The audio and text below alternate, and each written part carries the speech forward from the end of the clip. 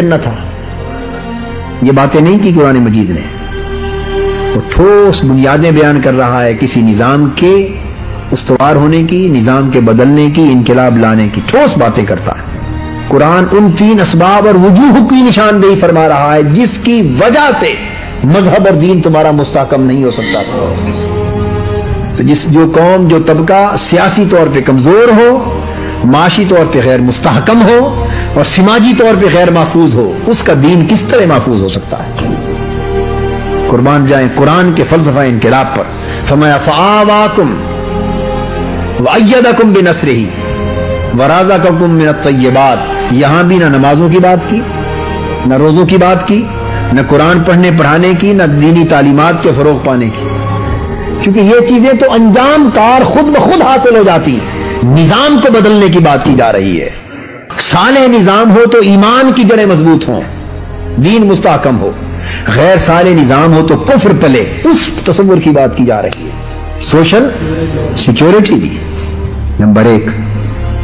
Number 2 وَأَيَّدَكُمْ بِنَصْرِهِ، اور اپنی مدد سے تمہاری تائید کی، یعنی تمہیں پولیٹیکل اتھارٹی دی، پولیٹیکل پاور دی، اقتدار میں آ گئے. اور تیسرا وَرَزَقَكُمْ مِنَ الطَّيِّبَاتِ، اور رزق پاک اور حلال رزق کے ساتھ تمہیں معاشی استحکام عطا کر دی. مواخات مدینہ کے ذریعے، مواخات مدینہ کے ذریعے جو معاشی طور پہ کمزور تھا اس کو سہارا دے دیا. تو تبدیلیاں کیا پیدا کی؟ میں آپ کو فلسفہ انقلاب کا بتا رہا ہوں. جو نظام جس کو قرآن نے فرسودہ کہا، جس کو باطل کہا، جس کو طاغوتی کہا، اس نظام کی 3 خصوصیات کیا تھی؟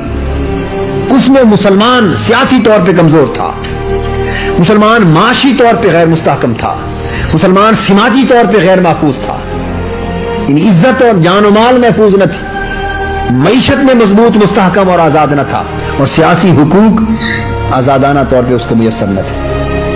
تو ان 3 خوبیوں کا مرکب جو نظام تھا اس کو کافرانہ نظام کہا، طاغوتی نظام کہا، استعماری نظام کہا. اور تبدیلی کیا آئی؟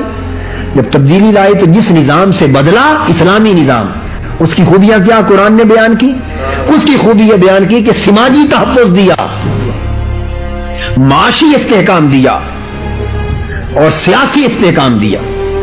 سماجی تحفظ دیا، سیاسی استحکام دیا اور معاشی استحکام دیا. اکنامک سٹیبلٹی دی، پولیٹیکل انٹیگریٹی دی اور سوشل سیکیورٹی دی. کیوں؟ یہ سب کچھ کیوں کیا؟ یہ 3 چیزیں دی لعلکم تشکرون، تاکہ تمہاری جبین خدا کے حضور جھک جائیں، تاکہ اللہ کے شکر گزار بندے بن جاؤ، تاکہ مسلمان ہو جاؤ سچے سچے کامل کامل.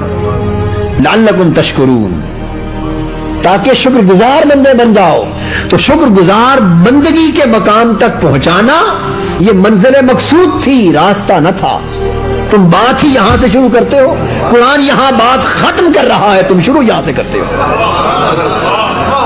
یہاں تو جد و جہد ختم ہو جائے گی، انقلاب کا سفر یہاں ختم ہو جائے گا جب ہر جبین خدا کے حضور جھک رہی ہوگی، جب ہر آنکھ خدا کی محبت سے رو رہی ہوگی، جب ہر دل خدا کی محبت میں تڑپ رہا ہوگا، جب معاشرہ شکر گزاری کا نمونہ ہوگا، لوگوں کی زبانوں سے شکوے ختم ہو جائیں گے، ہر دل صابر ہوگا، ہر دل شاکر ہوگا، ہر نگاہ پر نم ہوگی، ہر جبین خدا کی حضور سجدہ ریز ہوگی. جب معاشرہ اس حال کو پہنچے گا اس دن تو انقلاب کا سفر ختم ہو جائے گا، اس دن تو منزل نصیب ہو جائے گی سفر کی، اس دن تو آخری اسٹیشن ہوگا، اس دن تو غلبہ دین حق ہو چکا ہوگا، اور رہ گیا سفر کہ اس منزل تک پہنچنے کے لیے کرنا کیا ہے.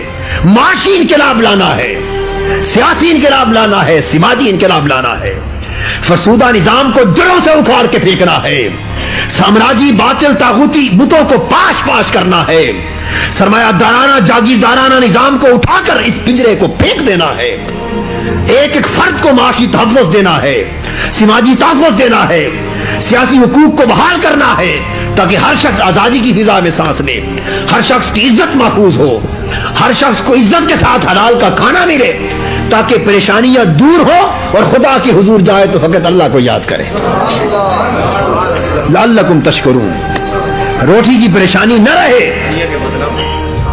دنیا کی طلب نہ رہے، مال و دولت عزت کی الجھن نہ رہے، ساری پریشانیوں سے بے نیاز ہو، پھر مولا کے حضور پیش ہو تو اس کی عبادت اسی کی خاطر کرے.